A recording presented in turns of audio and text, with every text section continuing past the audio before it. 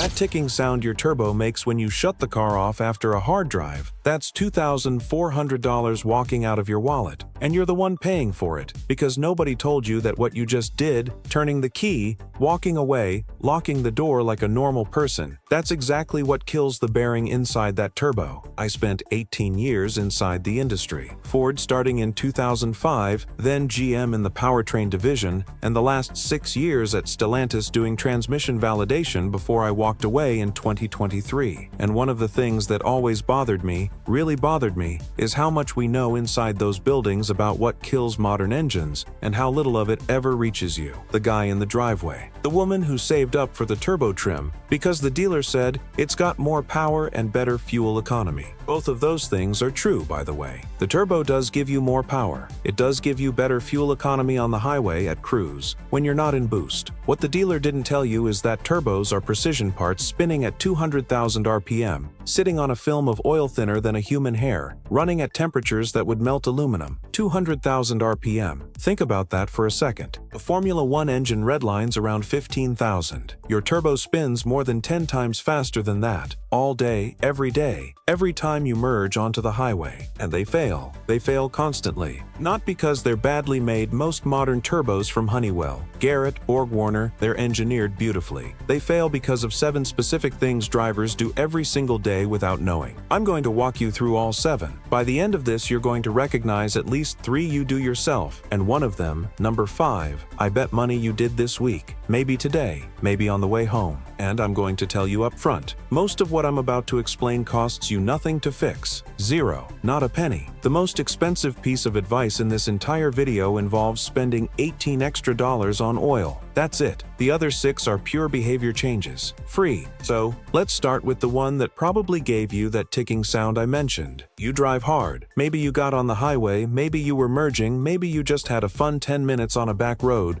because the kids weren't in the car. Your turbo is spinning at, let's call it 180,000 RPM. The center cartridge, where the shaft rides, is sitting somewhere around 950 degrees Fahrenheit. The exhaust side of the turbine housing is closer to 1,600, and then you pull into your driveway and you shut the car off. Here's what just happened. Mechanically, the oil pump stopped instantly. The turbo did not stop. That shaft is still spinning down, and it's spinning down for another 10, 12, 15 seconds depending on the unit. But there's no oil pressure feeding it anymore. So that shaft, glowing hot, is now grinding against a bearing surface with only the residual oil that was already in there, and that oil is cooking. It's literally turning into carbon. Coking. We call it C-O-K-I-N-G. Like coke, the stuff you make steel with. Every time you do this, you deposit a microscopic layer of burned oil onto the bearing. You can't see it. You can't feel it. The car drives fine the next morning, but you just added a layer. And next time you do it, another layer, and another. Build up enough of those layers over 40,000, 50,000 miles, and the bearing tolerance goes from tight to sloppy. And once it's sloppy, the shaft wobbles. Once it wobbles, the compressor wheel touches the housing. Once that happens, you're done. You're shopping for a turbo. I had a neighbor in Royal Oak, Cruise Lieutenant 1.4 Turbo, 2017, beautiful car. He babied it, but he was a shut it off and go inside guy. 73,000 miles, turbo failed. $2,180 for the part, $640 labor, plus they had to clean the intake because the oil seal failed before the bearing did, and he was burning oil through the intercooler. He paid almost $3 grand because nobody told him to wait 30 seconds. That's all it takes. 30 seconds. After a hard drive, highway, hills, towing,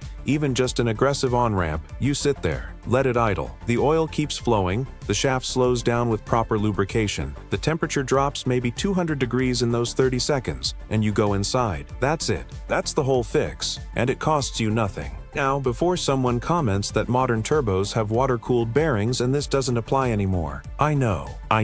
The water jacket helps. It does help. It pulls heat after shutdown through thermal siphon. The coolant keeps circulating by convection for a minute or two after you kill the engine. That's real. But every engineer I know who designed these things still lets their own car idle for a minute after a hard pull. There's a reason for that. The water cooling extends the bearing life. It doesn't eliminate the problem. The hot oil sitting on the bearing surface is still hot oil sitting on the bearing surface. Coking still happens. It just happens slower. And let me tell you something else nobody talks about. If your car has auto stop start, that feature that kills the engine at red lights to save fuel, that feature does not engage if it senses turbo temperatures are still high. The car itself knows. The engineers who designed your car programmed it to protect itself. Why wouldn't you do the same thing for yourself? Okay, that's one. Let's go to the opposite end of the drive. You start the car. It's 28 degrees outside. It's a Tuesday morning. You're already late. Jake forgot his backpack, so you had to go back inside. And now you're really late. And you back out of the driveway, get on the road, and within 45 seconds you're at 3,500 RPM merging onto the highway. That turbo just got asked to spool up. From cold. The oil in the engine is, and I'm not exaggerating here, I've seen the data from validation runs, the oil at 28 degrees ambient is roughly the consistency of cold maple syrup. It's flowing. Barely. The pump is moving it, but it is not reaching every bearing surface the way it does at operating temperature. The viscosity is wrong. The film thickness is wrong. The drainback passages on the head are running slow. And the turbo, which lives at the very end of the oil delivery chain, is the last thing to get pressure. So when you stomp on it cold,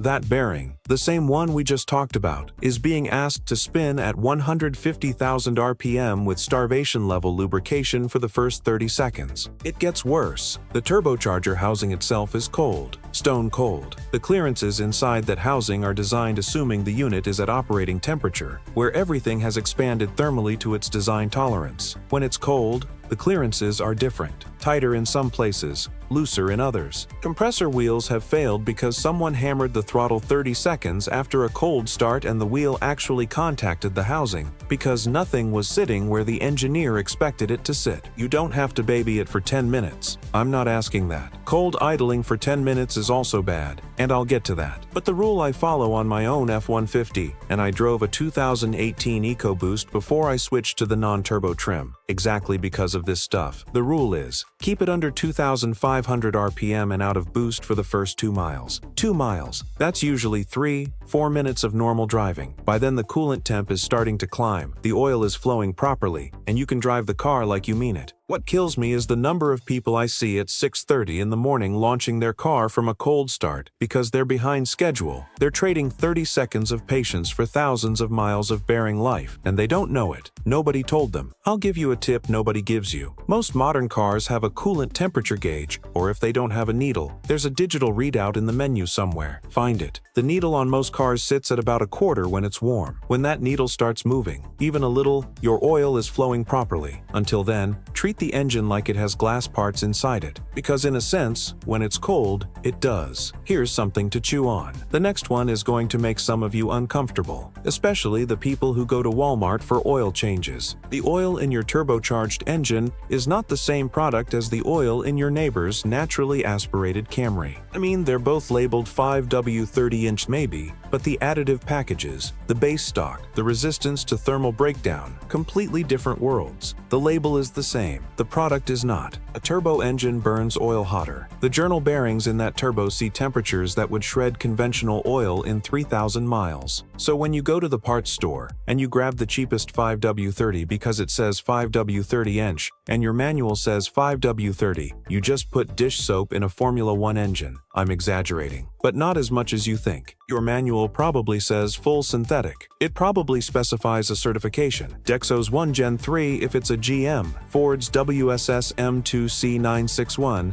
A1 if it's a Stellantis Hurricane, BMW Long Life DIT 04 if you've got the older N20, VW 504 Byte 04, DIT 0AT2 by DIT C-Pill. If you've got an Audi or VW, 50AT4 Well Eyes. For Lusatection if shopping. Those certifications exist because some engineer like me sat in a room and decided no, the regular stuff is going to break down in our turbo and we're going to eat warranty claims. So they spec'd a tougher fluid. If you ignore that spec, if you use the $24 jug of conventional 5W30 at Walmart instead of the $42 jug of synthetic that meets the spec, you save $18 and you cut your turbo's useful life roughly in half. That's not me being dramatic, that's roughly what the bench data showed when we tested non-spec oil in turbocharged validation cycles. The wear pattern, what we call wear pattern in English, on the bearing surfaces was visibly different at 50,000 simulated miles. We're talking visible scoring. Visible. Under a microscope, sure, but visible. $18 versus a $2,000 turbo. Just buy the right oil. The certification is printed on the back of the jug, right next to the SAE rating. Look for it. If you can't find your car's spec on the jug, that oil is wrong for your engine. Doesn't matter what the front label promises. And let me say something about the people who do their own oil changes at home. Good for you. I do mine too. But the oil filter matters as much as the oil. The cheap orange filter for $4.99 at the auto parts store. That filter is rated for around 15 microns of filtration. The premium filter your manufacturer specifies, the one that costs $14, is usually rated for 5 microns. That's a threefold difference in particle filtration.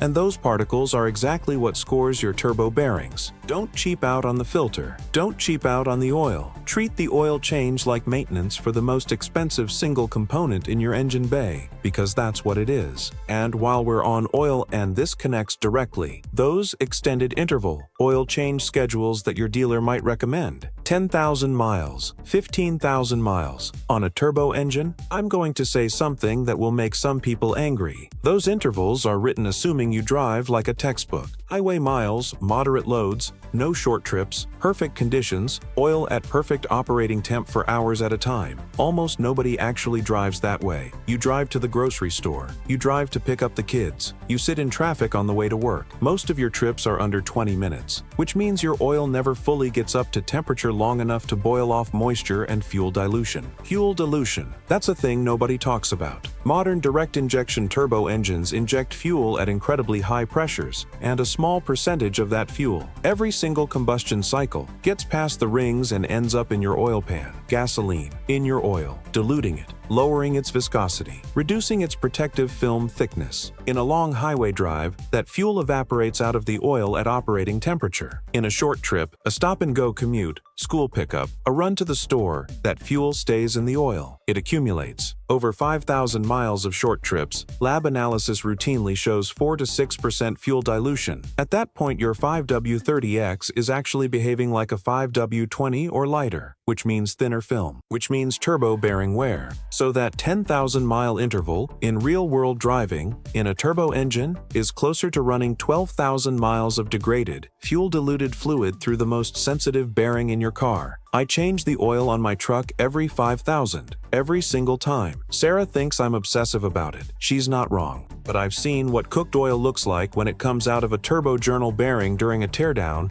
and I'm never going to forget it. It looks like coffee grounds. It's not supposed to look like that. It's supposed to look like oil. If you've got a turbo, do 5,000 mile intervals on full synthetic that meets your manufacturer's spec. That's the answer. The dealer is going to roll his eyes. Let him. The dealer doesn't pay your turbo replacement bill. If you really want to be smart about it, send a sample to Blackstone Labs once a year. $28. They'll tell you exactly what's in your oil, wear metals, fuel dilution, viscosity drift, everything. It's the closest you can get to looking inside your engine without taking it apart. I do it on Sarah's car. I do it on my truck. I had Jake send one in from his old Subaru when he started driving it, because I wanted a baseline before anything went wrong. Now here's the one I bet you do, the one I mentioned earlier. You're driving in 6th gear. Or 5th, if it's an older car. You're at 1,400 RPM. You come up to a slight hill, or you need to pass someone, or you're just lazy, and you don't want to downshift. So you bury the throttle. The engine groans. The car accelerates, slowly, with the engine working really hard at low RPM in a tall gear. That's called lugging. And on a turbo engine, lugging is uniquely bad. Here's the physics. At low RPM and high throttle,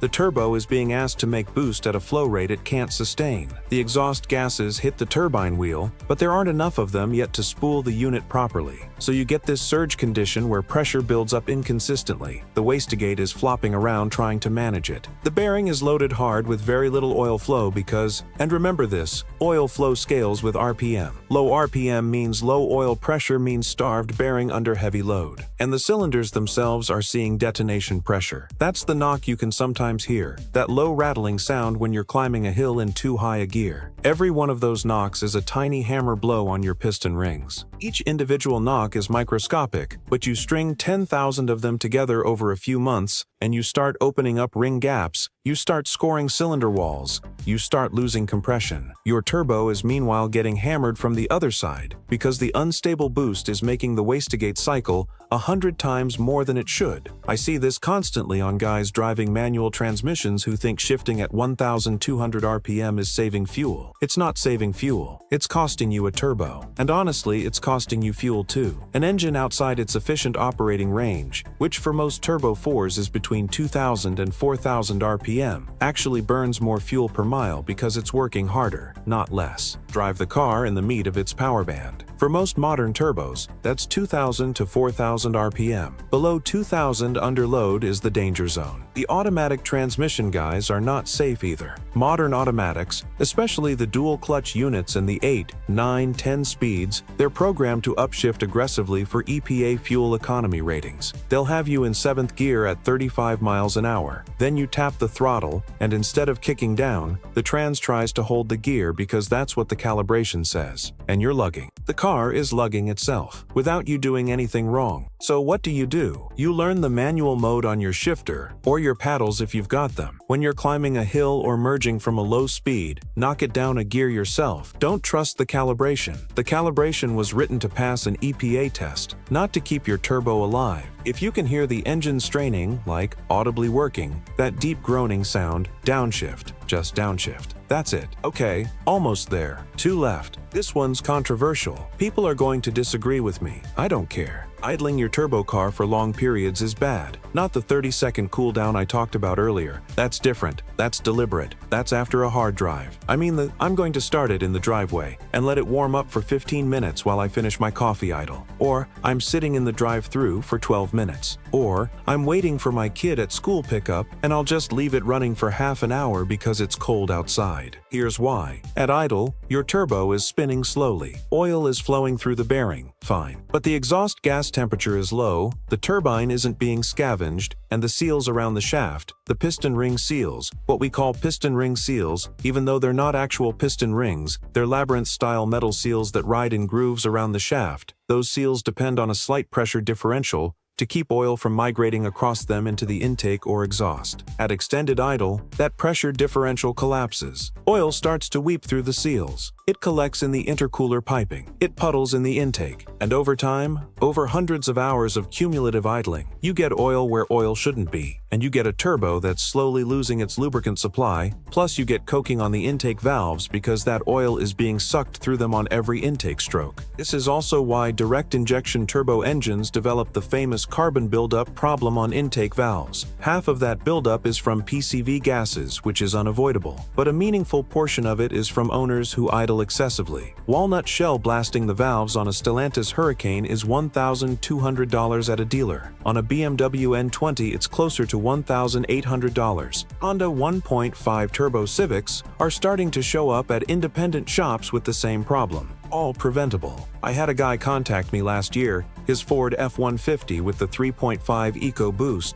he drove for Uber. Lots of stop and go, lots of idle time waiting for passengers. 60,000 miles, turbo seal failure, oil consumption through the roof. He was adding a quart every 1,200 miles. The mechanic at the dealer told him it was just one of those things. It wasn't just one of those things. It was 800 hours of idle time accumulated over 2 years. Plus he was using bulk oil from his fleet supplier that didn't meet Ford spec. 2 of the things I just told you about combined in one truck. If you're going to be stationary for more than 2 minutes, shut the car off. Just shut it off. The starter on a modern car will outlast the turbo by a huge margin. Stop being afraid of starting the engine. Modern starters are rated for 100,000 plus cycles. You will not wear it out. You will, however, wear out your turbo if you idle that thing for hours every week. And remote start, while we're on it. Remote start is fine if you're using it for 60 seconds before you get in the car. If you're using it to let it warm up for 20 minutes before your commute, you're doing all the damage I just described, plus you're wasting fuel. Plus,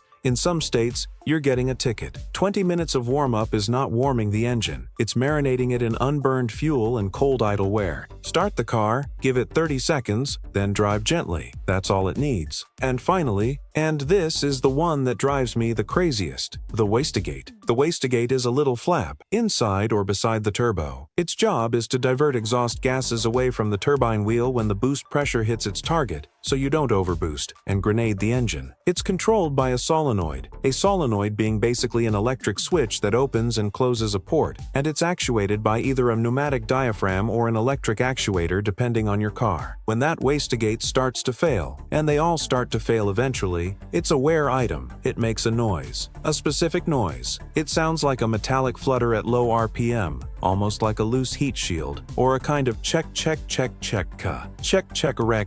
When you let off the throttle. Sometimes you'll get a check engine light with a P0299 code under boost before you hear it. Sometimes you won't, because the failure is intermittent. It works fine when cold, it sticks when hot, it works fine in town, it flutters on the highway. Drivers ignore this. They hear the flutter and they think, oh, it's an exhaust thing, I'll get to it. 6 months later, the wastegate sticks open at full throttle and the turbo never makes full boost again. Or, worse, it sticks closed and overboosts and pops a head gasket, or pushes oil past the rings, or worse, the compressor wheel shatters from overspeeding and pieces go into your engine. The wastegate actuator on a Civic 1.5 turbo costs $180 in parts. Labor, maybe $300. If you catch it when it starts making that flutter, it's a 4-hour job, and you're out the door for under $500. If you ignore it and it takes the turbo with it, you're looking at $2,800. If it takes the engine with it, which I've seen, I've watched a Hyundai 2.0T eat itself because of a stuck wastegate, you're looking at $6,000 or you're scrapping the car. Same component, same root cause. Different price tags based entirely on whether you paid attention. That noise is your engine talking to you. Most people don't speak the language. Now you do. And here's a small thing nobody mentions. The wastegate solenoid itself, the little electrical valve that tells the wastegate when to open. That part costs about $40 and takes maybe 20 minutes to replace on most cars. It's a wear item too. If your car is past 80,000 miles and you've never replaced it, just do it. $40 of insurance against a stuck wastegate. I replaced mine on the F-150 at 90,000 just because. No symptoms, just preventive. That part is cheap and the consequences of failure are expensive. So those are the 7. The cold throttle, the hot shutdown, the wrong oil, the stretched intervals,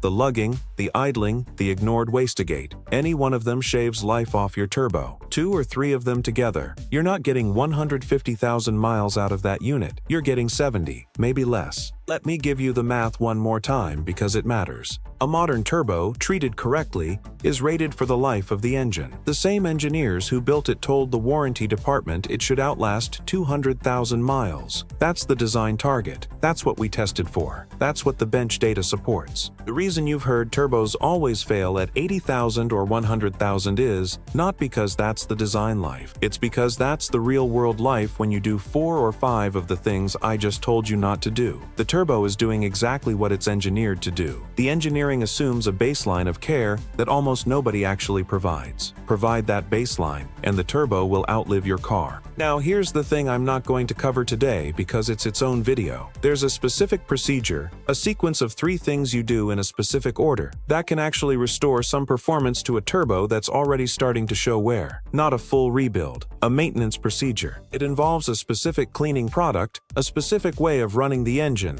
and a specific oil change pattern. I learned it from a guy at BorgWarner who'd been doing turbo R&D since the 80s. It works. It's not a miracle, but on a turbo at 80,000 miles that's starting to feel a little soft, it can buy you another 50,000 miles. I'm going to film it next week, in the garage, with the truck. If you're not subscribed yet, do that now. Because when I publish it, you're not going to be notified, and this is probably the video that's going to matter most if your turbo is already past 60,000 miles. Drop a comment with your car, year, make, model, mileage, and which of these 7 habits you're guilty of. I read every comment. I respond to most of them. That's the deal. Drive smart out there. Most of this stuff isn't hard. It's just nobody told you.